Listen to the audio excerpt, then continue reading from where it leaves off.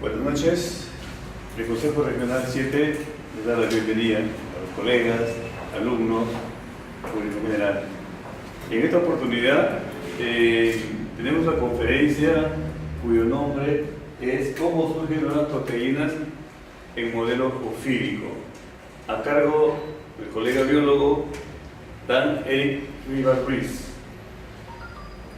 Es biólogo con mención en genética y biología molecular, magíster en biología molecular, doctor en ciencias biológicas con especialidad en bioquímica, biología molecular y bioinformática a nivel de toxinas de origen animal, con conocimiento de citogenética y sistemática molecular en mamíferos pequeños, a la vez que es docente e investigador nombrado de la Universidad Nacional Mayor de San Marcos, la Facultad de Ciencias Biológicas, miembro del Laboratorio de Biología Molecular, investigador, colaborador del Departamento de Mastozoología del Museo de Historia Natural, miembro del Comité Coordinador de la Maestría de Biología Molecular, director del Instituto de Investigación de Ciencias Biológicas Antonio Raimondi Iqbal, de la Facultad de Ciencias Biológicas de la Universidad Mayor de San Marcos. Con ustedes dejo al colega para que ponga su tema, que debe ser un trabajo de investigación, ¿verdad? Doblemente. Listo, muchísimas gracias. A ver, un voto de aplauso, por favor.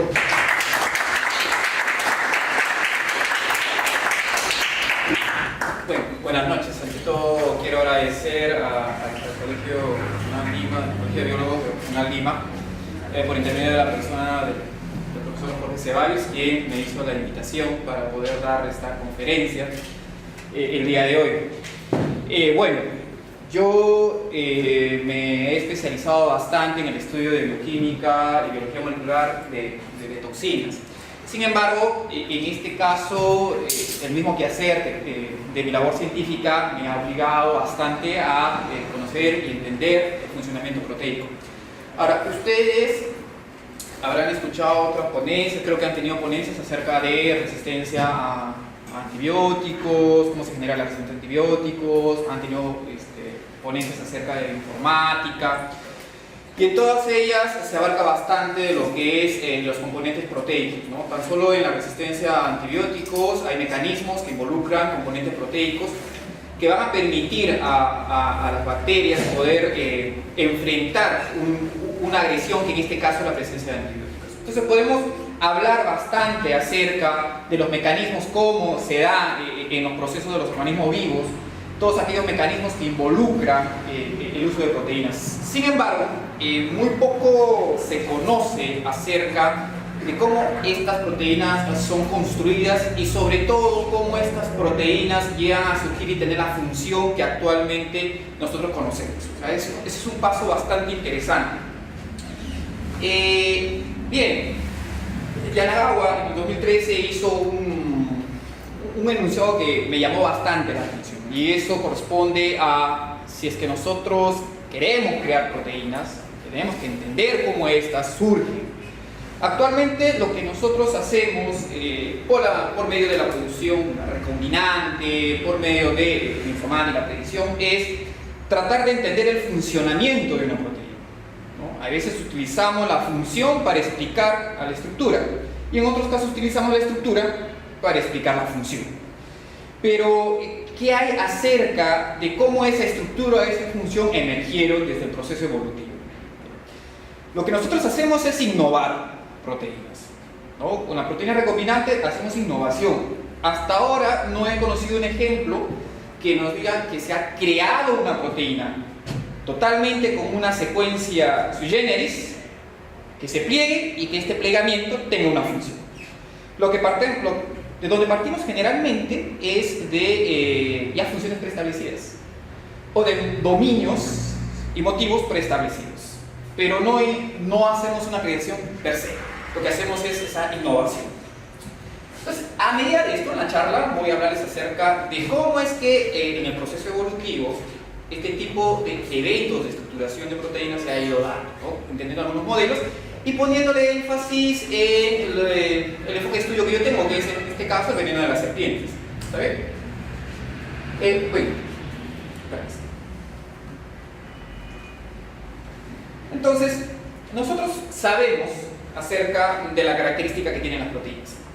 Y a las proteínas las conocemos como las macromoléculas más versátiles que existen, porque reúnen o hacen una serie de actividades en el campo celular y fuera de este, que conlleva a pensar que están destinadas a realizar muchísimos otros procesos más.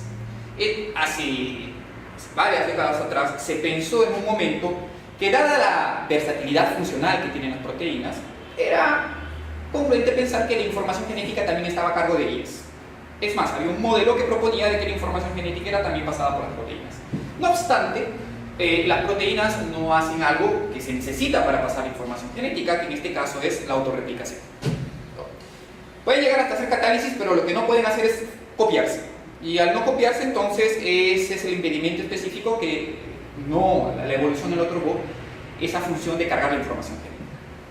La versatilidad de las proteínas radica en otra cosa también. Esa versatilidad funcional radica en lo que es la versatilidad estructural. Si las proteínas hacen muchísimas actividades, es porque tienen estructuras bastante versátiles que le permiten hacer este tipo de actividades.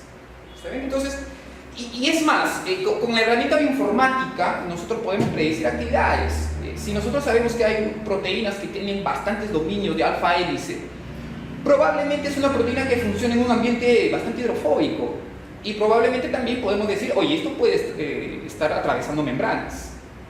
O sea, nosotros podemos predecir ya a ese nivel. ¿Y eso es por qué? Porque tenemos una gama de datos que nos indican que todos los estudios hechos anteriormente, donde corroboran que existen dominios estructurales ya designados a ambientes de la célula. ¿Está bien? Entonces, eso es algo bastante notable, que no lo vamos a encontrar en los ácidos nucleicos, en los lípidos, mucho menos en los carbohidratos. Bien, en ese contexto, lo que nosotros tenemos y lo que quiero mostrar es que la versatilidad de las proteínas se ve reflejada en los venenos de serpientes. Los venenos de serpientes quizás sean el pool proteico natural más complejo que exista, y es casi como un arsenal que tiene evolutivo que han generado las serpientes, porque son enzimas que están dirigidas específicamente a atacar puntos cruciales en la presa, que en un sinergismo hacen colapsar toda la fisiología de la misma. Entonces, esta versatilidad funcional obviamente va a representar la versatilidad estructural que van a tener. Y aquí les muestro el proteoma de 3 especies de serpientes que son representativas aquí en Perú, ¿no? Está arriba Botrosatros, Botrosaurus es la especie que más mordeduras inflige aquí en Perú, ¿ya? Es la especie más agresiva, digamos. No la más venenosa, sino la más agresiva, ¿saben? Seguido de Botoguarnetti en la zona norte del Perú, conocida también como Sangarranca, ¿no? Algunos le dicen macanche, pero macanche es el término que se le da más a la boa constrictor rotondo. Y bueno, la que coexiste con nosotros, que es Botrus pictus. Esta es la jergón de la costa, está aquí, en los Cerros de la Molina, en Pachacamac, se extiende en la parte de la costa centro del Perú, ¿sabes? Y si queremos determinar cuáles son el pool enzimático más preponderante de estas especies, encontramos a este grupo de enzimas, que son las hialuronidasas, que son el efecto difusor, que causan el efecto difusor del envenenamiento, serinoproteasas, metaloproteasas, que se encargan de alterar los procesos homeostáticos de la presa, acetilcolinesterasa, L-aminoxidasas, nucleotidasas, y una enzima que quizás ustedes conozcan más que las demás, que son las fosfolipasas, que nosotros tenemos, pero que estas las han desarrollado como objetivo tóxico. Ahora bien, podemos decir que cada célula de nuestro cuerpo contiene el mismo genoma, ¿no? En un estado natural, todos partimos del cigoto, y por lo tanto, todas nuestras células técnicamente tienen el mismo genoma, pero eso no lo vamos a poder decir del proteoma, porque el proteoma se da en tiempos, ¿ya? No es lo mismo hablar del proteoma de una célula pancreática antes de comer que después de comer. Hay una variación. O sea, los proteomas sí pueden ser variables. Es más, hay proteomas a nivel de los orgánulos de la célula. Entonces, se hace mucho más complejo el estudio de este tipo de macromoléculas porque pueden variar, porque existen diferencias fundamentales entre lo que es un gen y una proteína. Si bien es cierto, una proteína deriva de un gen, el comportamiento es distinto y hay características que nosotros podemos palpar que diferencian a las proteínas de los genes. En este caso, por ejemplo, las proteínas tienen un ciclo de vida, obviamente, entre comillas, porque no estamos hablando de un organismo, pero ¿por qué un ciclo de vida? Porque estas se crean, maduran, funcionan y se degradan. En cambio, un gen es permanente, ¿ya? Técnicamente un gen va a estar ahí hasta que dure la célula. Es más, la célula puede morir, pero las células descendientes se mantienen y ese gen se va a mantener. Las proteínas son estructuras modulares. ¿Por qué? Porque hay dominios, hay motivos, ¿ya? Hay familia de dominios, hay familia de motivos que nos permiten a nosotros poder entender mejor el funcionamiento molecular de estos componentes. Y obviamente forman familias funcionales. Por más que haya una diferencia a nivel estructural, hay proteínas que están encargadas del metabolismo, hay proteínas que están encargadas de la división celular, hay proteínas que están encargadas del movimiento, de la replicación y de los procesos. O sea, forman esas familias funcionales. ¿Está bien? Y un recordaris es que la permanencia de una proteína va a depender de muchos factores. En este caso, la cantidad de factores de transcripción, recuerden, la afinidad que tengan los factores de transcripción a los promotores va a depender de la tasa de transcripción, cuánto necesitamos de una proteína. No es lo mismo hablar de una proteína constitutiva que de una proteína mutativa. Hay proteínas que sí o sí deben estar produciéndose, como el caso de proteínas que forman el citoesqueleto. Hay proteínas que no, se tienen que procesar temporalmente, como el caso de algunas hormonas proteicas. La eficiencia de la traducción, cuán veloz es el ribosoma en leer el código, esos codones, la tasa de degradación, la permanencia de esta y obviamente el uso de codón. Ustedes recordarán, por ejemplo, que el código genético es degenerado, es decir, que hay varios codones que pueden especificar para un aminoácido, como el caso de la serina, por ejemplo, que tiene 6 codones. Pero uno pensaría entonces, tiene 6 codones y por lo tanto la lectura de esa serina sería mucho más rápido, pero las células, los ribosomas, tienen preferencia de uso de codón, a lo que nosotros llamamos codón usage o codón bias, la preferencia. hay codones para ciertas proteínas que son más rápidamente leídas que otros. Entonces, si el codón es pesado de lectura, si le es difícil al ribosoma avanzar, entonces lo que vamos a tener es una acumulación de ribosomas ahí en el RNA mensajero y va a retardar. Es como un tráfico de ribosomas, porque la lectura es pesada. Ese ribosoma no está acostumbrado a leer ese tipo de codones. Y es digamos, un punto bastante principal cuando hablamos de la transferencia genética horizontal. Cuando un gen foráneo, un gen proveniente de otro organismo, ¿no? En el caso mismo de las bacterias a otra bacteria, ese gen, para ser eficiente, en primer lugar, la lectura de su codón puede variar, puede retrasar. Cuando ya el microorganismo ve que ese gen otorga un producto que le permite una ventaja adaptativa, entonces lo que hace es empezar a domesticar ese ARN mensajero. Es decir, hacer recambio del codón. ¿Okay? O sea, son parámetros bastante importantes que se tienen en cuenta para poder ver el asunto del surgimiento de nuevas proteínas. Ahora, ¿cómo es que surgen nuevas proteínas? El principal punto del surgimiento de las nuevas proteínas tiene que ver con el gen. Porque si el gen cambia, la proteína, el producto en este caso, también puede cambiar. Y le digo puede, porque puede ser también una mutación silenciosa. Y si nosotros nos basamos en la degeneración del código genético, entonces si hay una mutación en el tercer nucleótido, no necesariamente va a haber un cambio en el aminoácido. ¿Está bien? Y nosotros conocemos algunos principios de origen de genes, ¿no? Tenemos la adición de exones en una región, tenemos la duplicación génica, que quizás es la fuerza mayoritaria en los venenos de serpiente para dar origen a las múltiples proteínas que vamos a encontrar. Tenemos la retrotransposición, o sea, retrotransposones, los que hacen el mecanismo de copy-paste, ¿no? El famoso copy-paste, que es lo que aumenta el tamaño del genoma, esos retrotransposones que se copian, se pasan a RNA, se vuelven a cambiar y se insertan en otro. Y llevan, se aumentan, le crean un dinamismo al genoma. Elementos móviles propiamente dichos, genes de DNA, estos transposones de DNA no van a aumentar el genoma. ¿Por qué? Porque simplemente es un mecanismo de cut and pass, ¿no? Entonces, cortan y pegan. Lo único que van a hacer es alterar el nivel de expresión, si es que estas regiones se integran en regiones donde también hay una expresión determinada. Entonces, es bastante notorio que muchos eventos que suceden a nivel génico van a poder trascender a nivel proteínico. Pero las proteínas per se podrían cambiar. Bueno, hay teorías que indican que sí, y esto obedece a mecanismos post-transcripcionales, es más, mecanismos post-traduccionales, en donde el plegamiento de una proteína va a depender de las condiciones externas.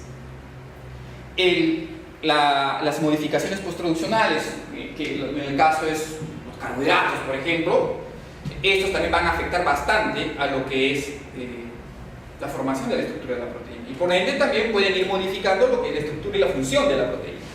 Entonces tenemos maduración de dominios, tenemos fusión de péptidos pequeños, recombinación quimérica, son cosas que van a permitir surgir a una nueva proteína. Y ojo, cuando digo esto es porque estos procesos son la excepción de la regla de la estabilidad genómica.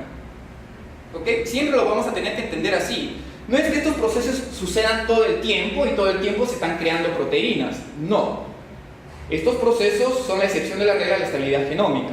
Son cambios que van a otorgar un beneficio, porque si no otorgan un beneficio, porque la mayoría de cambios, la mayoría de modificaciones tienen una implicancia clínica, específicamente ¿Bien? Ahora, un asunto interesante es que nosotros bioinformáticamente podemos encontrar una proteína y podemos ir hacia atrás para buscar su antecesor. Podemos hacer eso bioinformáticamente, podemos rastrearla. Pero el asunto que nos da específicamente es el hecho que hay un cambio. Llámese una proteína actual, con una secuencia actual, una estructura actual, una función actual. Y que este va a cambiar a tener una nueva secuencia, una nueva estructura y una nueva función. Bien, podemos tener esa diferencia. El asunto es saber el camino que se tomó. ¿ya? Los cambios transicionales que hay aquí, porque lo que uno quiere saber es el grado de gasto energético que conllevó a que una proteína actual pase a ser una proteína nueva. ¿Ya? Esa transición. O sea, nosotros nos podemos proyectar, bueno, ustedes que son jóvenes, se pueden proyectar, por ejemplo, a tener así, dentro de 10 años el grado de doctor. Dentro de 10 años ya debo tener mi grado de doctor. ¿Ya? Pero el asunto es qué va a ocurrir dentro de esos 10 años. Puede ser que terminan bien, bonito, ganen una beca, primer puesto en la maestría, ingreso directo al doctorado, y en 5 años ya tienen el doctorado, que sería este caso. Todo funcionó de la manera que tenía que funcionar. Pero ¿qué pasa si es que hubo problemas en el camino? ¿No? Hay que tener que trabajar, hay que tener que hacer otra cosa, por ahí formamos la familia, y entonces nos va a dar un camino ya diferente, pero lo que es cierto es que dentro de 10 años ya vamos a tener ese doctorado. Entonces, de eso se encargan muchos científicos, poder ver cuáles son los pasos que conllevan a que las estructuras proteicas vayan cambiando y a su vez esa función vaya cambiando. O sea, ese es el punto. ¿Está bien? Y ante esto existen dos grupos fundamentales que van a, digamos, potenciar el surgimiento de una nueva proteína. El principal es la duplicación génica, es un factor intrínseco. El otro es la creación de un nuevo ORF, que es también un factor intrínseco. ¿Correcto? Esos dos de aquí son los factores que van a conllevar que una misma célula empiece a producir una nueva proteína. Pero estos dos de acá, un nuevo plegamiento, eso ya no depende del gen, eso depende del ambiente. ¿Está bien? O sea, va a depender de la cantidad de iones hidrogenoides, va a depender de cuán reductor sea el ambiente, cuán oxidativo sea el ambiente.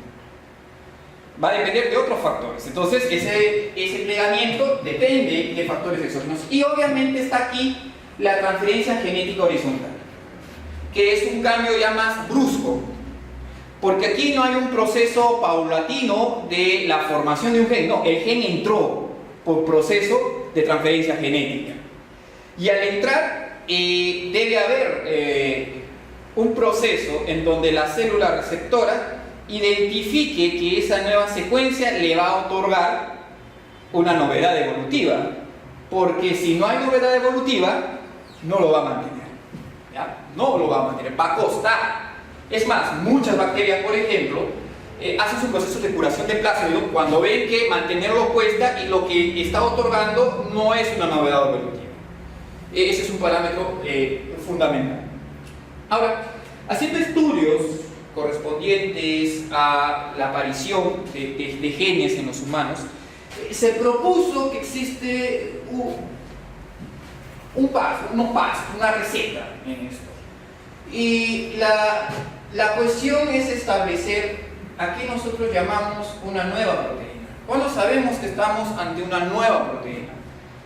Se dice que una proteína es nueva, o tenemos una nueva proteína, cuando esa proteína está en un linaje taxonómico determinado y que no lo tienen las taxas hermanas. ¿Ya? Eso es decir, hay una nueva proteína.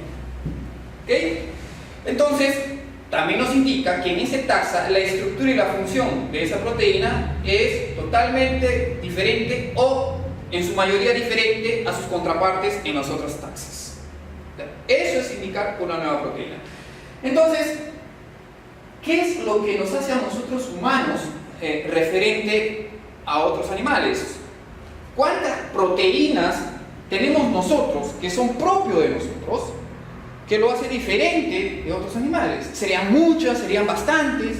Entonces, ese es el estudio que trató de hacer Wu para poder correlacionar qué es lo que nosotros nos hace humanos. O sea, son cambios radicales. Tenemos decenas o centenas de proteínas que son propias en el linaje evolutivo del ser humano y nos diferencia del resto. O sea, esa es la pregunta.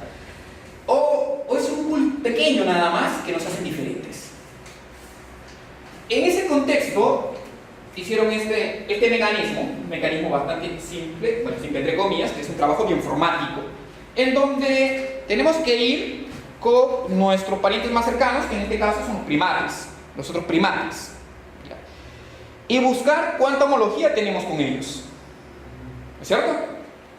Al saber cuánta homología tenemos, también vamos a tener cuánta diferencia hay. Y no vamos a trabajar en lo que es homólogo, tenemos que trabajar en lo que es diferente. Y en este caso, 584 genes no hicieron match con lo demás. Entonces digo, bueno, 584 genes es bastante, ¿cierto? Pero luego hay que hacer una curación, porque puede haber genes que simplemente están ahí y no se expresan, y de ellos se redujo aquellos que no tenían ni un codón start, ni un codón de inicio, ni un codón final. O sea, hay que curar eso. Se redujo a 352. Y luego se hizo otro análisis en donde hay que discriminar cualquier tipo de homología. O sea, ni siquiera que haya un 10, ni un 40, ni un 10, ni un 5% de match con otros. Porque queremos casi nueva, todo nuevo, que no haya homología, que no haya entidad. Y todo esto se resume a 27 genes. O sea, que técnicamente nosotros tenemos 27 genes que nos diferencian como humanos del resto de primates. Solo 27 genes. Y en cierta manera hay una lógica. ¿Por qué? Porque nosotros, en realidad, nos diferenciamos por ciertos aspectos de los primates, pero todo lo demás es igual. Todo lo demás tiene que ser igual, somos primates, ¿ya? Ahora, ¿en dónde está? ¿En dónde está esa diferencia? Bien, aquí haciendo el análisis, vamos a ver si puedo ampliarlo. Vamos a de frente aquí. ¿Ya? Si ustedes observan, ¿dónde están las diferencias? Las diferencias mayoritarias están a nivel de la corteza cerebral y de las testes. O sea que la diferencia de los primates que nosotros tenemos es a ese nivel. Y es más, de estos genes, ¿cuáles tienen una alta expresión? Nuevamente, corteza cerebral y testes. Ya, técnicamente es lo que nos diferencia. Nuestros procesos cognitivos, y no sé si estaría equivocado, pero también nuestros procesos reproductivos o nuestro mecanismo de reproducción. Eso es lo que nos hace diferentes con respecto a los demás primates. ¿Ya? Entonces, vamos a entrar a un dilema, ¿no? ¿Seremos tan especiales? ¿No somos tan especiales? O simplemente son producto de esa evolución que tanto nos están diciendo, ¿no es cierto? Entonces, eso es el asunto. Ahora, el modelo propone también que debe existir mecanismos. El principal mecanismo es la exonización de secuencias intrónicas. Es decir, nosotros sabemos que los intrones son eliminados para que la expresión se dé. Pero en este caso, hay intrones por procesos de mutación que adquieren la capacidad exónica. Y en este contexto, lo que nosotros vamos a tener es dos alternativas. Mantener por splicing alternativo al clásico RNA o soltar ese nuevo RNA que tiene un tamaño más grande.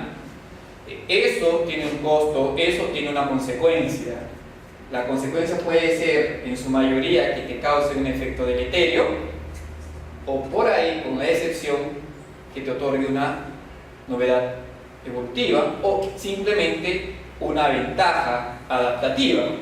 ¿Ya? Eso es lo que nosotros podemos predecir. Ahora, los cambios pueden ser a nivel génico total o puede hacerse a nivel de regiones, y eso es lo que vamos a hablar a continuación. Es decir, las proteínas pueden ir cambiando su estructura, y al ir cambiando esa estructura pueden ir cambiando su función. ¿Ya? Y los mecanismos que nos permiten realizar eso, por ejemplo, es a través de nuevas combinaciones de dominios. No es que haga una mutación drástica, sino es que simplemente hay un rearreglo de posicionamiento de los dominios. Y cuando existe eso, cuando vamos a tener eso, entonces nosotros vamos a tener unas combinaciones interesantes. ¿Ya? En este caso, entendemos que la evolución proteica se da cuando hay rearreglos en segmentos largos. Y coincidentemente esos segmentos largos son los dominios y los motivos. ¿Okay? Pero ¿dónde la evolución ha puesto más hincapié en este rearreglo? ¿Lo hace en el core proteico o lo hace en la superficie proteica?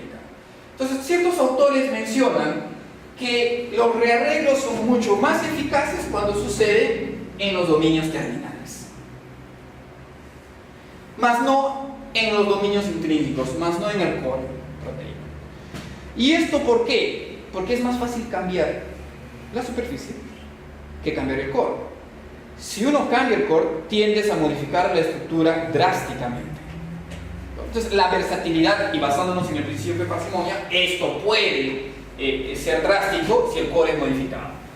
Ahora bien, un ejemplo de ello es proteínas homólogas como la piruvato descarboxilasa y la piruvato ferroxilreductasa. Como ustedes ven, estos son los dominios, esto es la estructura. Ahora, simplemente en este tipo de enzimas lo que hay es un rearreglo de dominios. Y estos rearreglos de dominios son lo que otorga diferencia funcional. ¿Me voy a entender? Solamente son rearreglos de dominios. No hay un cambio de codón, no, simplemente es el cambio en el posicionamiento de estos dominios.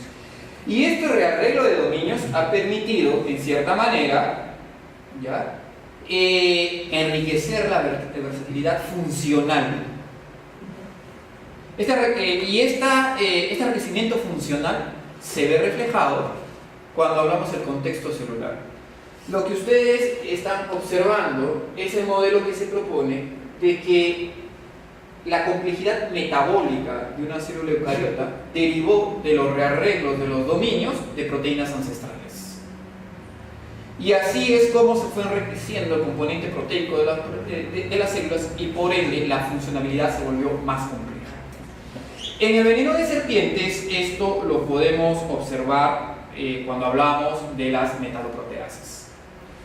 En su contexto ustedes sabrán que las metaloproteasas son estas proteínas que van a degradar a otras proteínas, pero que dependen de un cofactor metálico y que son muy importantes en el contexto del desarrollo embrionario, por ejemplo. Son muy importantes en el desarrollo de un cáncer, ya que estas se van a encargar de degradar la matriz extracelular que ancla a la célula cancerígena para que ésta pueda empezar su movimiento. Y en el contexto del veneno de serpientes, estas metaloproteasas cumplen función justamente de degradar matrices y matrices endoteliales y producir efectos tan drásticos como la hemorragia, la permeabilidad del endotelio vascular y el sangrado, tanto en la presa como en las víctimas humanas que son mordidas por estos animales. Bien, y las metaloproteasas se dividen específicamente en tres grupos. Aquellas que son del tipo 1, ¿no?, que tienen el dominio típico de metaloproteasa, aquellas que tienen el dominio de sintegrina, que determina ya a las metaloproteasas del tipo 2, o sea, hay un rearreglo, se crea un dominio de sintegrina, y aquellos que adhieren un dominio rico en cisteína. Son rearreglos y se fueron formando las metaloproteasas.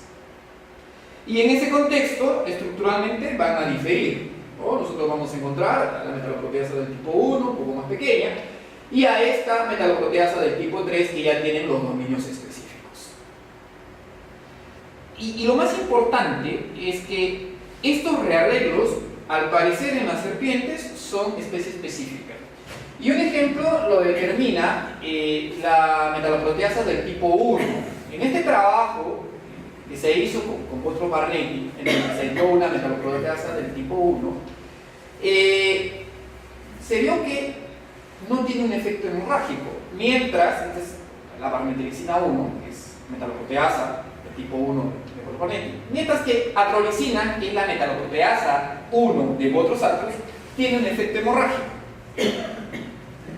Entonces, esto nos indica que hay cambios puntuales especie específica que otorgan características funcionales diferentes en especies tan cercanas, en especies que son del mismo género. Entonces, esto es una cosa bastante interesante en ese aspecto.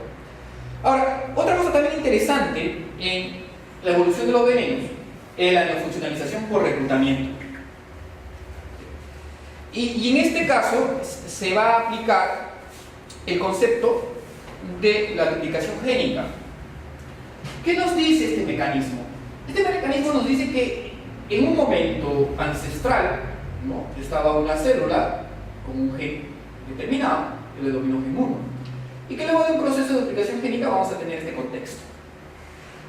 ¿Está bien? A medida que la célula se fue dividiendo y los linajes celulares se fueron abriendo, obviamente la célula va a seguir funcionando con la copia y va a formar con el original, y la célula va a seguir haciendo su función típica.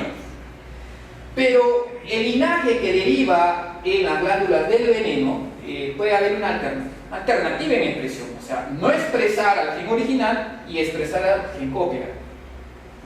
Y este gen copia va a tener una actividad basal en la glándula del veneno, que luego de un proceso de neofuncionalización, porque no está siendo expresada donde típicamente es expresada, va a adquirir la actividad tóxica.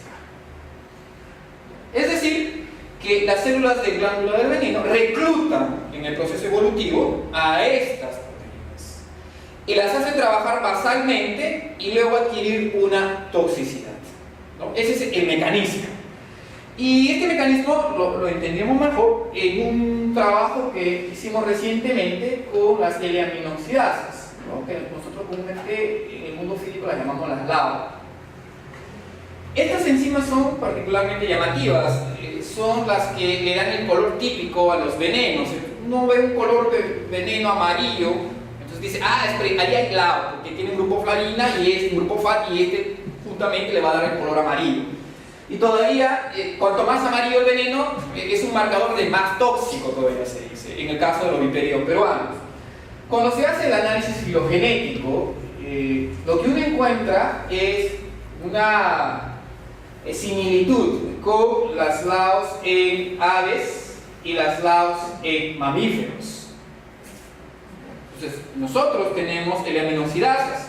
Ahora, ¿y cuál es el asunto entonces? ¿Por qué están ahí? ¿Cuál es la función de la? ¿Cuál es la historia de estas L-aminoxidasas? Bien, tomando el patrón anterior, las LAOs ancestrales naturalmente trabajaban en variedades de células exocrinas en inmunes. Eso era su trabajo basal, su trabajo original. Se dio la duplicación génica y, bueno, estas siguieron actuando en esta variedad de células exocrinas inmunes y hacían la función típica que está relacionada a la apoptosis por producción de peróxido de hidrógeno o por privación de lisina. O sea, eso es su función basal. Sin embargo, cuando fue reclutada en la glándula del veneno, la LAO se realizaba la apoptosis con el proceso de digerir a la presa. ¿Ya? Porque ustedes entenderán que las serpientes, o conocen que las serpientes no mastican. Entonces te muerdes, pero no mastican, ¿no? Entonces, hay que llamar ese pool enzimático que nos haga el trabajo de degradación. Entonces, la actividad basal ha sido la apoptosis. Pero no solamente queremos que degrade, se necesita que se mate. Entonces, porque antes las serpientes, antes de la existencia de las víboras, las serpientes mataban por constricción, ¿ya? Y matar por constricción tiene un riesgo. El riesgo es que la presa te puede morder, y si la presa te muerde te puede lacerar, y como son animales bastante sensibles a infecciones, una laceración a nivel de su piel puede conllevarte una infección y por ende a la muerte. Entonces hay que matar, y en este caso uno de los componentes que están relacionados a la muerte es las LAO, porque adquirieron por neofuncionalización la actividad tóxica. Las LAOs en la glándula del veneno se encargan de la hemorragia, de la alteración de la agregación plaquetaria y de la inflamación. Entonces, es un proceso de hacer ese reclutamiento, pero eso toma muchísimos años. Y las estructuras proteicas se tienen que ir acondicionando a la neofuncionalización. ¿Y en qué sentido? Estas LAOs que se expresan en las células habituales se expresan a un pH determinado, a una temperatura determinada. ¿Está bien? Pero estas LAOs que van a funcionar en el veneno, o sea, que van a trabajar para las glándulas del veneno, no van a funcionar bajo las mismas condiciones. Las presas, generalmente de las serpientes, son mamíferos. Los mamíferos son endotérmicos. Las serpientes son poikilotérmicos. La variación de temperatura es un principal factor. Aquí están estáticas. Dentro de una célula, aquí tienen que trabajar en el torrente sanguíneo. Cambio de pH, concentraciones de demás moléculas que pueden alterar a la... O sea, si quieres tener esta función, si la proteína si la proteína va a ser exitosa en esta función, el proceso de neofuncionalización involucra una estructura que asegure ese funcionamiento en ese nuevo ambiente. ¿Ya? Entonces, ese es el modelo de surgimiento de neofuncionalización por reclutamiento. El otro es la neofuncionalización por mutación. ¿Qué es lo que puede suceder cuando hablamos de una mutación? Partimos siempre de la cuestión normal, ¿ya? Y la cuestión normal es que una proteína tiene un plegamiento determinado.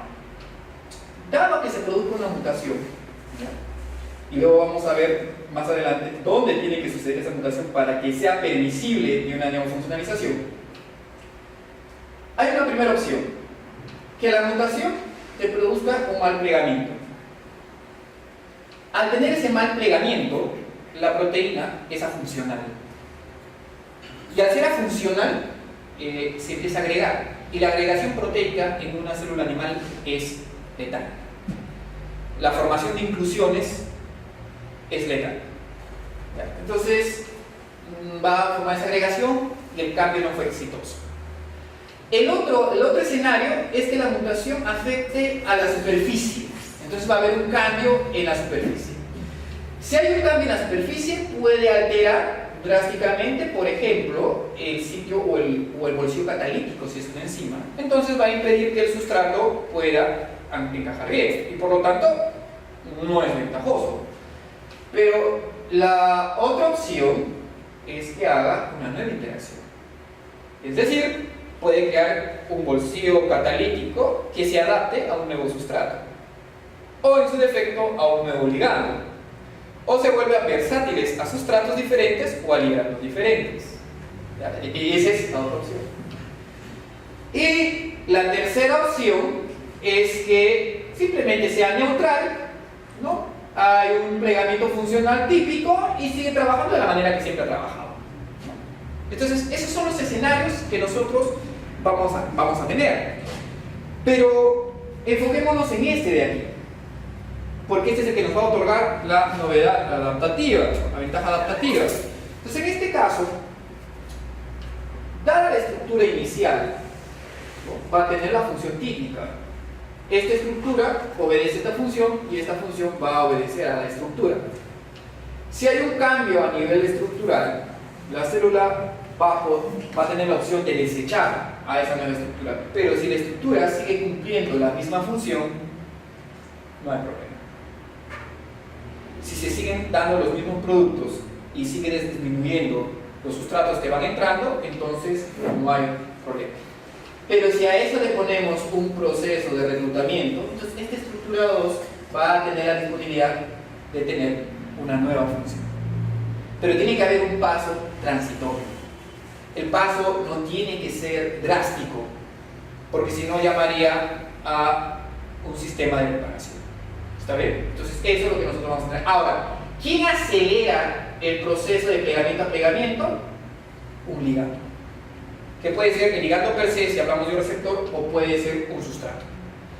Eso es el que va a permitir que la nueva estructura, la nueva conformación se acelere y que además de acelerarse sea exitosa porque está dándose a merced de un nuevo ligando. Ahora, en este caso, ¿dónde es conveniente que las mutaciones se den. En la posición A ustedes tienen una estructura altamente compacta, con un plegamiento bastante energético, en donde el estado desplegado es entrópicamente diferente al estado conformacional nativo. Luego tenemos un estado medianamente compacto, en donde el estado desplegado es menos entrópicamente que el estado nativo. Y luego tenemos el estado relajado, ¿no? Este estado relajado obviamente va a conllevar a un consumo ambiguo de la energía.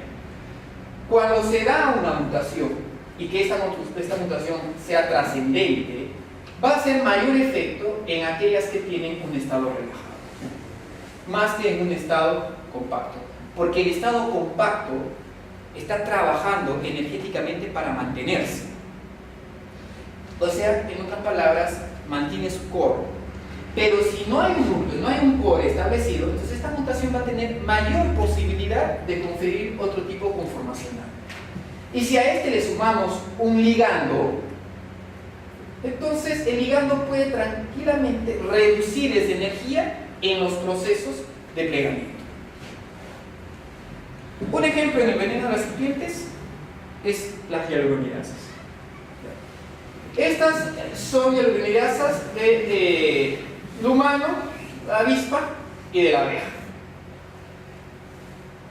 La hialuronidasa en el humano nosotros lo vamos a encontrar principalmente en los espermatozoides. Son los encargados de degradar el ácido hialurónico que va a haber, ¿no?, en el proceso de concepción.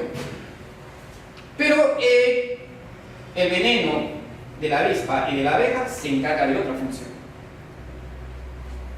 De otra función trascendental, que es la dispersión de los otros componentes del veneno. O sea, miren la estructura y proyecten la función. Las estructuras son similares. Y lo trascendental es que ahora último estamos trabajando en hialuronidasa, esta de aquí, que es de Botrosatos. Próximo ya está en revisión, ya esperemos que nos acepten los referees. El asunto es, la conformación es semejante, la función es diferente, porque en el humano esta hialuronidasa funciona para criterios reproductivos, pero teniendo la misma o la semejante estructura, en un veneno la hialuronidasa es con funciones de dispersión de los demás componentes, o sea, ayuda a la letalidad del veneno. Y si uno quiere hacer la comparación de homología, vemos que en este tema vamos a encontrar que, si bien es cierto hay un match entre las hialuronidasas que están en el veneno, no dista mucho, bueno, aquí por la pantalla que es muy brillosa, no dista mucho la homología que tiene con las hialuronidasas encargadas del aspecto reproductivo. O sea, estamos hablando de una estructura semejante pero con funciones diferentes, que es el otro camino. ¿Ya? Podemos abarcar por otros caminos. Y cuando evaluamos las estructuras de estas hialuronidasas en total, lo que nosotros vamos a encontrar es que hay semejanzas de acuerdo a grupos totalmente diferentes, pero estructuras filogenéticamente diferentes, disculpen, pero estructuras bastante similares. Y eso es lo que nosotros vamos encontrando. Entonces, detallamos de que los cambios superficiales que ocurren en una proteína pueden conllevar también a grandes cambios en su función. Y entonces la pregunta es, ¿la adquisición de la neofuncionalización involucra el cambio en la estructura? O sea, ¿tiene que haber un cambio en la estructura para ser neofuncional o puede derivar de otra manera? En este caso, repito, lo que cambia no es el core de la proteína. Lo que va a cambiar son las regiones externas, específicamente aquellas que están relacionadas con la afinidad del ligando o la afinidad del sustrato. ¿Está bien? Y en algunos casos, la semejanza funcional, entonces, no necesariamente va a reflejar la historia evolutiva similar. Entonces, en el caso de las hialuronidasas, sí hay una historia evolutiva similar. ¿Ya? Pero en el caso de las serinoproteasas, que son del tipo de endopeptidasas S1, ¿ya?, Las serinoproteasas, si ustedes recuerdan, son aquellas proteínas que la serina en el sitio catalítico hace el ataque nucleofílico. O sea, es importante el aminoácido serina y por eso la clasificación. Estas serinoproteasas van a tener una historia evolutiva diferente. En el veneno de las serpientes existe la enzima similar a trombina. ¿Y por qué le llaman así? Porque va a asemejar una función.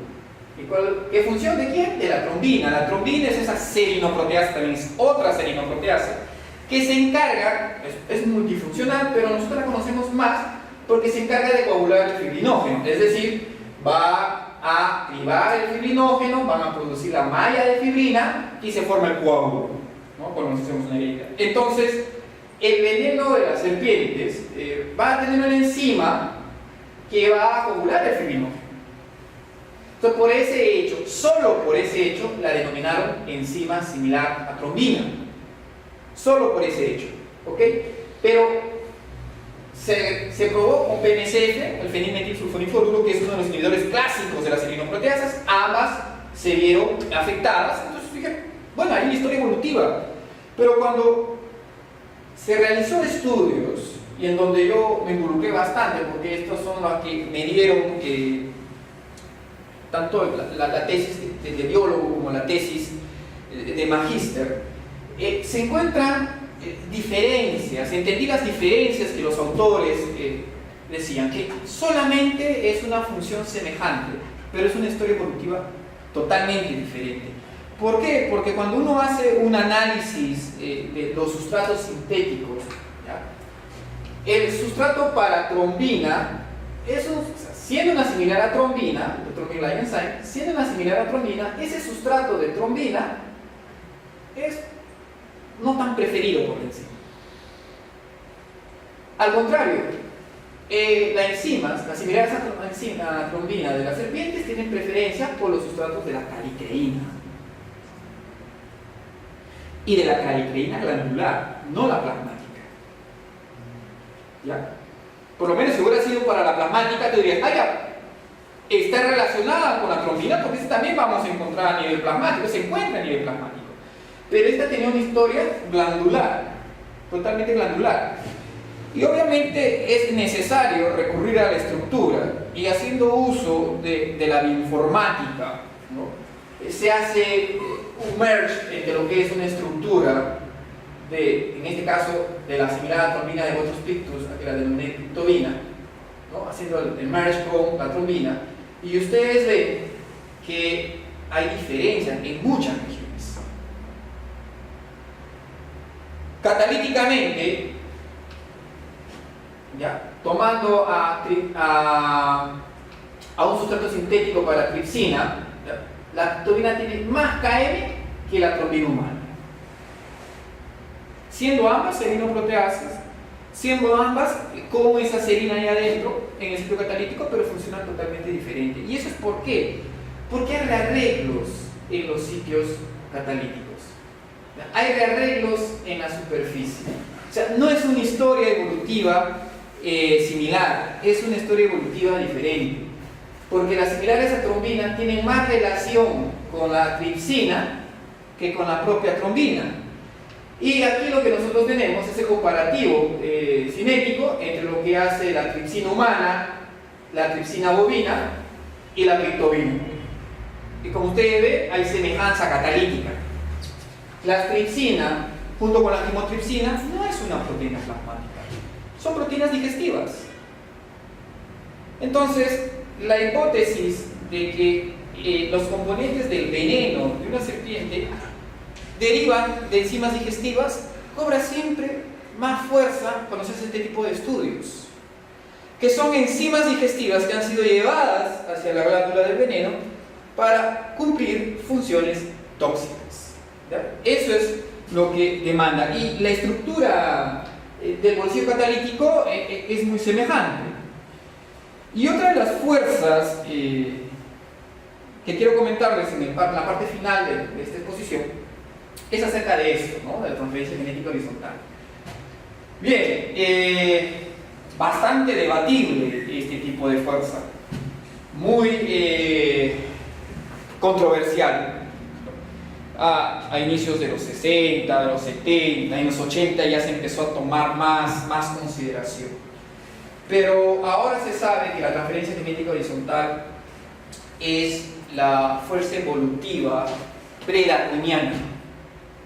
La diversidad de microorganismos no obedecen específicamente a una ley darwiniana, sino a una ley de transferencia y de compartición de información genética entre los microorganismos ancestrales. ¿Ya? Eso es lo que permitió. Ahora, técnicamente, la transferencia genética horizontal es el traspaso de material genético o el intercambio de material genético que hay entre dos especies de taxas diferentes. ¿Ya? Eso es el significado. Pero hay reglas.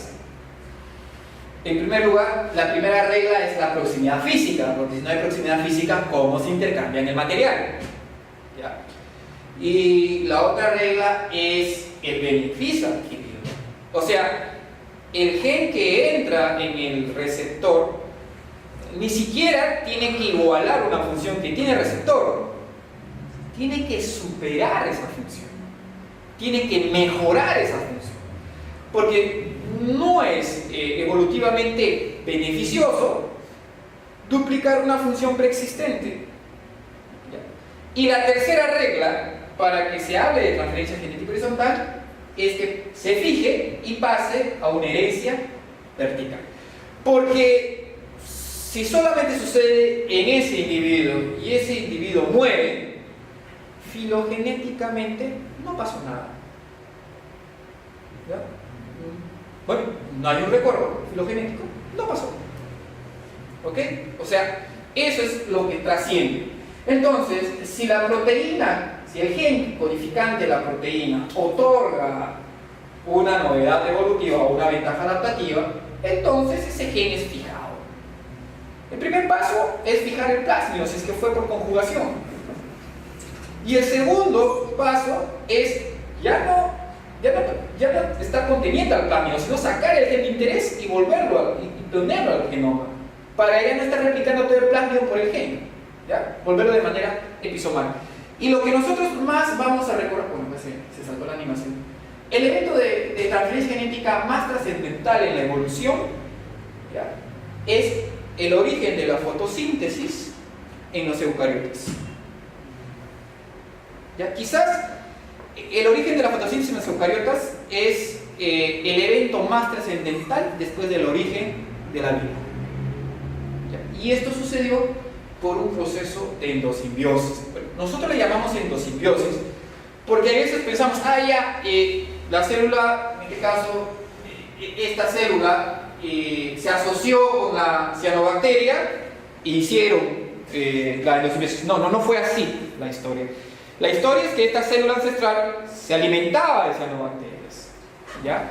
Pero en un momento dado, por mecanismos que no conocemos, en ese momento, después de haber ingerido a la cianobacteria, no hubo degradación. Y la cianobacteria siguió haciendo lo que sabe hacer, vivir. Solamente que empezó a otorgarle a este ex depredador nutrientes. Y en ese caso, lo primero que tuvo que hacer esta célula receptora, este hospedero, es coger esos nutrientes. Y si yo quiero que ese se mantenga a la par mío, empiezo a controlar su división. Por otro lado, ¿qué hizo la cianobacteria? La cianobacteria, bueno, ya no necesitaba desplazarse mucho. Ya no necesitaba buscar la materia prima. Entonces, esos genes fueron sacándose de su genoma. ¿Y a dónde pasaron esos genes? Al núcleo de la célula hospedera para tener el control total. Y cuando uno hace un rastreo de las proteínas en Arabidopsis, por ejemplo, las proteínas del núcleo de Arabidopsis de origen cianobacteriano, vamos a encontrar que son decenas de proteínas que ya no están en el cloroplasto, pero que hacen match en las cianobacterias. Y algo más interesante todavía es que en este proceso de endosimbiosis primaria, hubo complicidad de bacterias tipo clamidia. ¿Ya? Las clamidias son consideradas como los parásitos energéticos en la historia evolutiva, porque aunque no lo crean, hay evidencia de que fueron las clamidias las que perfeccionaron la glicólisis en los eucariotas. En cambio, nosotros ahora conocemos a las clamidias como un grupo patogénico, ¿ya? Un grupo parásito. Pero en la historia evolutiva nos dicen que podríamos ser unos héroes evolutivos para la trascendencia en la fijación de la fotosíntesis en las células eucariotas. ¿Está bien? Y obviamente uno podría decir, ah ya, entonces esa es la explicación de cómo las bacterias se pasan información genética a diestra y siniestra, o sea, ellos están ahí confabulando y de hecho nosotros, por más que produjamos antibióticos, bueno, ya perdimos, porque venimos luchando contra millones de años de experiencia en burlar antibióticos. Es que las bacterias desde su origen siempre lucharon entre ellas y un mecanismo era la formación de antibióticos y tenían que defenderse contra los antibióticos. Y entonces, ¿qué hacemos nosotros produciendo más antibióticos? Bueno, intentamos frenar ese avance, pero va a ser casi imposible en cierta manera, porque peleamos con años de evolución, de mecanismos, de distintas formas de poder defenderse de los antibióticos. Pero una cosa importante es que no todos los genes se pueden transferir, ni a nivel procariótico. Entonces, estudios como hizo Sore, por ejemplo, que él juntó un pool de bacterias filogenéticamente diferentes y dentro de todo ese pool también escogió un pool de proteínas, ¿ya? Y este pool de proteínas fueron probadas en Escherichia coli, ¿ya? Las empezaron a probar. Esas proteínas están relacionadas a muchas funciones. Vamos a hacer. Ahí están. ¿Ya? Este es el linaje de este tipo de proteínas. Y todo lo que ven en negro es la letalidad de Escherichia coli. O sea, es cuando E. coli muere. O sea, pasa ese gen y E. coli no crece. Es más, muere. O sea, son genes letales. Ahora, probar una proteína que no sea letal porque es importante. Por ejemplo, proteínas ribosomales. Bueno, se probó proteínas ribosomales y sorpresa. Por ejemplo, la proteína ribosomal S12 es tóxica. O sea, no todos los genes se pueden transferir. ¿Está bien? Estos genes tienen una capacidad. Es más, hay hipótesis que indican de que adrede ciertos grupos bacterianos transmiten genes que son letales a otros grupos bacterianos. ¿Ya? Es como cuando te dan una moneda falsa o un billete falso. ¿Ya? Técnicamente no hay hasta ahorita evidencia de que un componente del veneno sea transmitido por transferencia genética horizontal, pero sí hay evidencia de transferencia genética entre reptiles, en este caso entre especies y mamíferos. Hay evidencia. Y la evidencia obviamente es empleando un vector, y el único vector que podría hacer esto son los virus. Los virus son los que pueden hacer este tipo de cosas grandes. Nosotros no hacemos conjugación, no hacemos transformación. O sea, el virus es el que se encarga, ¿no? Y en este caso, ¿ya? El virus se asocia a un tipo de cromosoma que es un SINE, un elemento SINE. Asociado, permitió esta filogenia. ¿Ya? Aquí tenemos este pequeño mamífero y los demás reptiles. Tienen a pensar un árbol filogenético de esta manera. Ahora, obviamente se tiene que respetar la regla. ¿Y cuál era la regla? La proximidad. Y justamente se hace el estudio de proximidad y claro, ambas especies convergen en un mismo lugar. Y ya no me alcanzó el tiempo, pero las fosfolipasas, si bien es cierto, no son transferidas, no hay evidencia de transferencia horizontal, Pero las fosfolipasas en el veneno de las serpientes han evolucionado por complicidad de los transposones. Estos han ido moviendo en diferentes ubicaciones a las fosfolipasas, y al hacer este movimiento quedaron ciertos cambios. Y por esa razón, las fosfolipasas en ciertos venenos pueden tener hasta 7 isoformas. Podemos encontrar hasta 7 isoformas. Entonces, la duplicación génica no explicaba muy bien, pero ahora se ha descubierto que las regiones flanqueantes de cierto grupo de fosfolipasas en crotálidos están asociadas a elementos transposónicos. Y de esta manera se tiene esta complejidad. Bien, y eso es lo que he querido contarles acerca de los diferentes modelos de cómo se puede tener una nueva proteína en el proceso evolutivo. Como ven, no hay una sola receta. Todo va a ir dependiendo de mutaciones, de ambiente, ¿ya? De necesidad misma del organismo. ¿Correcto? Entonces, eso es lo que he querido contarles hoy. El tema es bastante complejo, he tratado de hacerlo lo más entendible que se pueda.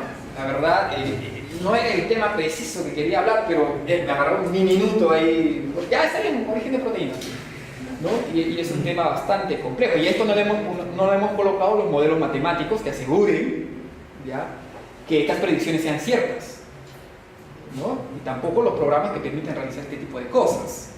Pero eso creo que ya mi colega Sandoval habló bastante acerca de informática la semana pasada. Entonces, eso es una compilación, mejor dicho, ¿no? En otra oportunidad ya hablaremos más puntual de un solo fenómeno o de una sola regla. ¿Está bien? Pues eso es todo. Muchísimas gracias por su atención. ¿Quieres hacer una pregunta por ahí? Claro. ¿Preguntas? Dime. Actualmente en su laboratorio de investigaciones, ¿se están haciendo caracterización molecular de nuevas proteínas o están trabajando? Lo que ahorita estamos haciendo, y a pasos ya agigantados, es hacer el inventario proteico de todo lo que tenemos en nuestra fauna, ¿ya? Pero en ese camino, te voy a ser sincero, nos estamos abocando a las proteínas ya conocidas para poder tener mayor cantidad de retornos. Pero en el camino estamos encontrando bastantes novedades que no quiero mirar, porque desviaría el propósito de una investigación. Pero sí, por ejemplo, proteínas endógenas de las serpientes que son inhibidoras de los componentes del veneno, porque hay que recordar que la serpiente se come a la presa envenenada, ¿ya? Y aquí sí es que si una serpiente muerde a otra serpiente, la otra serpiente se muere. O sea, las serpientes no son inmunes a su veneno, ¿ya? Lo son de manera gástrica, pero para hacerlo de la manera gástrica tienen unos inhibidores endógenos, ¿ya? Hay fosfolipasas inhibidoras de serinoproteasas. O sea, ese es otro trabajo, ¿no? Esa es otra función. ¿Está bien? Pero así hacer nuevas proteínas, no. Porque generalmente las cosas nuevas, a veces uno las descubre al azar. En el camino vas descubriendo cosas nuevas, ¿no? Eso te podría decir. ¿Han trabajado en algún proyecto antes con esto que mencionó de usar virus para transferencias horizontales? No. Todavía no hacemos. Yo enseño el curso de transferencia genética horizontal en la facultad, ¿ya? Pero este tipo de hallazgos se hace más por evidencia bioinformática que por evidencia experimental. ¿Por qué? Porque muchos asemejamos a transferencia genética horizontal. Son bacterias. Eso es conjugación, eso es transducción y eso es transformación, ¿no? Pero eso, aunque no lo crean, eso es una parte de la historia. Porque las transferencias horizontales más eficientes ocurren por mecanismos diferentes a los tres que estoy mencionando. ¿Ya? Formación de vesículas, son eventos no canónicos de la transformación, pero que son recontra eficientes. Los otros tres que te menciono, digamos entre comillas, son más generales. Son más generales. ¿Está bien? Bien. Dígame. Buenas noches. Felicitaciones por la ponencia. Gracias. Creo que el colega tiene un currículum impresionante, no solamente en publicaciones, sino el tema que es interesante, ¿no? Para preguntar dos cositas. Dígame. ¿Hay veneno de serpientes que se pueden usar para tratamiento de neoplasias? Creo que hay algún tipo de trabajos. Y la otra pregunta, ¿todas las serpientes tienen la misma cantidad de proteínas o eso es variable de acuerdo a los efectos neurotóxicos, cardiotóxicos, que de repente usted debe conocer mejor? Ya, bueno, agradeciendo la pregunta de acá del alumno, agradezco también su pregunta. Sobre la primera pregunta de los componentes de veneno de serpientes que actualmente se proponen para el cáncer, sí hay. Es más, yo hice una revisión que la publiqué en la revista Peruana de Medicina Experimental acerca de los componentes de veneno y de cáncer. Hay elementos, por ejemplo, como las desintegrinas, ¿ya?, que no son enzimas, que actúan selectivamente sobre la expresión de integrinas en células cancerígenas. ¿Ya? Y no es que te maten al tumor, simplemente lo aíslan. ¿Ya? Y al aislarlo, ya le quitan toda posibilidad de poder hacer metástasis y todo ello. ¿Por qué? Porque ahora sabemos muy bien que las células cancerígenas se comportan como entidades individuales e independientes a la célula a la persona que lo tiene. Es por eso que generan hasta resistencia a agentes quimioterapéuticos. ¿Ya? Ciertas metaloproteasas también. Cierto tipo de péptidos como las lectinas también tienen propiedades anticancerígenas. En otros campos de la salud, por ejemplo, el captopril. ¿Ya? Hay personas que toman el captopril, ¿ya?, para la presión. El principio activo fue sacado del veneno de Botrytis araraca, de una serpiente brasileña. De ahí se sacó el captopril. ¿Ya? Como elemento de diagnóstico, las similares a trombina son insensibles a la heparina. La trombina sí es un inhibidor de la trombina. ¿Okay? Por eso la heparina se utiliza como un anticoagulante.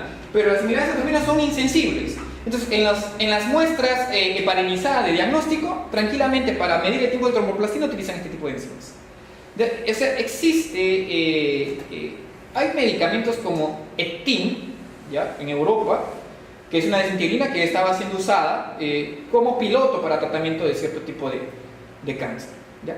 Y con respecto a la segunda pregunta, las proteínas son un tipo de fenotipo, ¿ya? Y obviamente, como todo fenotipo, va a ser variable, bastante variable. El veneno, el componente, por ejemplo, las serpientes como las cobras, las corales, que son elápides, su especialidad es neurotoxinas. ¿Ya? Las vipéridas son miotoxinas, hemorrágicas. ¿Ya? Las serpientes pueden variar de componente de veneno, ya sea por estación, ya sea por sexo, ya sea por edad. Las serpientes más pequeñas son más letales que las serpientes más grandes.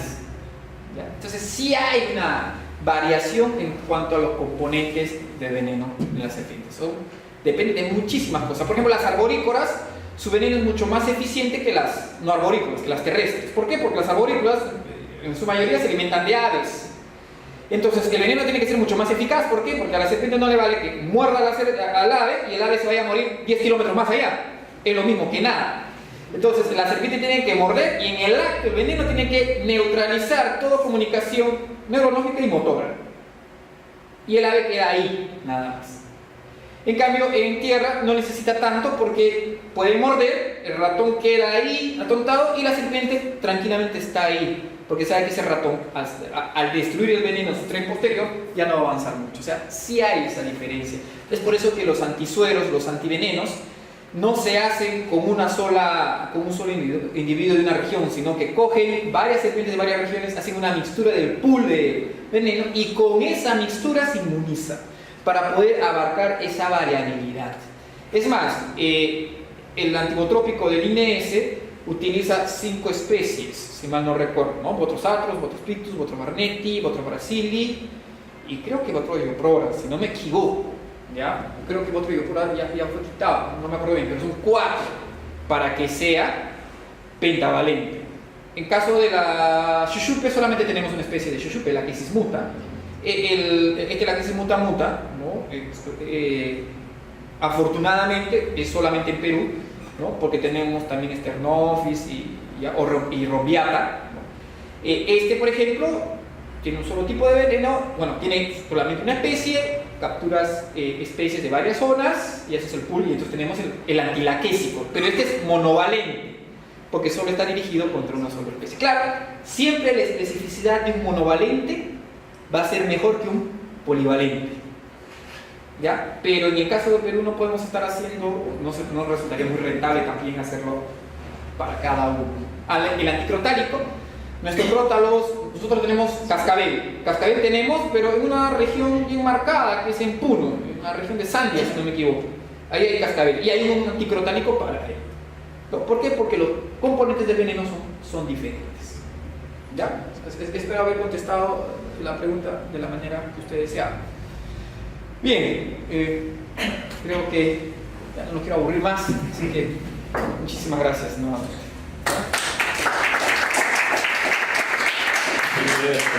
Agradece la ilustración que nos ha dado Bárbara. Gracias. Nos ha enseñado bastante, porque que domine el tema, ¿no? Te mando un a propósito de César Bonilla. Muchísimas gracias. Esa ponencia. Sí, el doctor Bonilla es uno de mis mentores en ese aspecto. Bueno, a nombre del Consejo Regional se te hace entrega de un diploma de participación y esperamos tenerte en otra oportunidad también acá para ilustrarnos. Gracias. ¿Listo? Gracias. Muchísimas gracias, doctor. Gracias. Listo. Bueno, les invita a participar. Una foto grupal, por favor. Sí, adelante, por favor, para poder tomar una foto grupal. De repente nos dices a tus alumnos.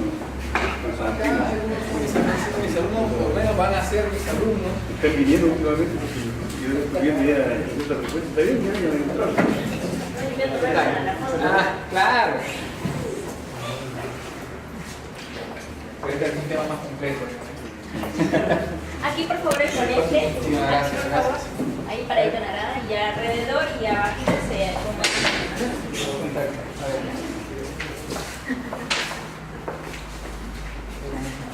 Poner el logo del colegio. A ver, un poquito más. Ya, ahí salen todos. ¿Sí? Atrás no sale el chico. Acá hay un espacio adelante si desean bajar. Claro. Ya, listo, ahí listo. Ya, a ver, miren todos, por favor. 1, 2, 3. Otra. 1, 2. Bien. No veo tu cara. Una expresión. Una. Ahí, ya, miren. 1, 2, 3. Ya está ya. Bien. Listo, muchas En la página gracias. web del colegio pongan sus fotos y las ponen. Gracias.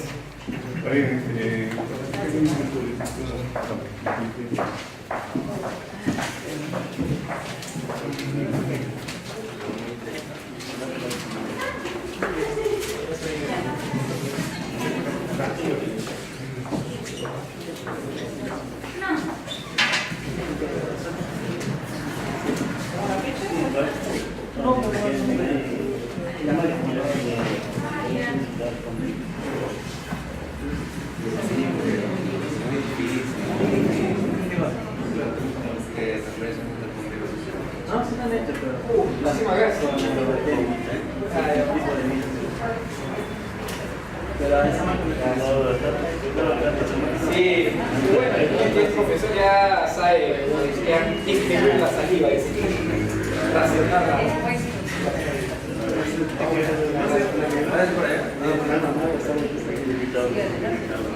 Gracias.